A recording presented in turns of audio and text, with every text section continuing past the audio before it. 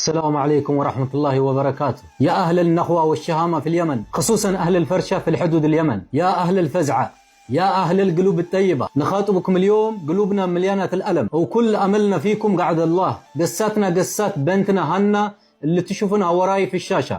هنا كانت تشتغل في السعودية تكافح عشان تعيش وتوفر لرزعاتها حياة كريمة. اضطرت تروح للحدود عشان تضبط وضعها وترجع لحياتها بالشكل نظامي، لكن للأسف حسابات التهريب ما خاف الله فيها وتركوها في وضع صعب جدا.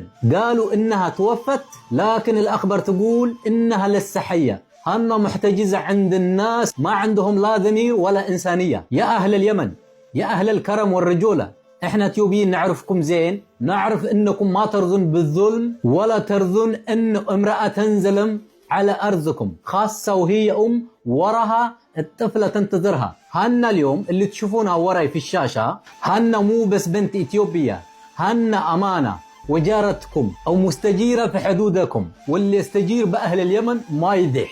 اليوم نطلبكم بالله او بالرجولة اللي فيكم تفزعون أو توقفون وقفة الرجال وتبحثون عنها في إنقاذها من هذول الناس الظالمين. فزعتكم ممكن ترجع الأم للبنتها وتفرح قلب الطفلة محرومة من أمها، وإحنا واثقين فيكم بعد الله أنكم قدها وأنكم ما تخذلون حد يحتاجكم. خلوا غزية هنا غزية في بيت كلكم، لأن الحر ما يرضى بالظلم، وأنتم أهل الحرة والكرامة. رجعوا هنا لبنتها، الله يبيز وجهكم ويكتب أجركم ويحفظ اليمن وأهلها.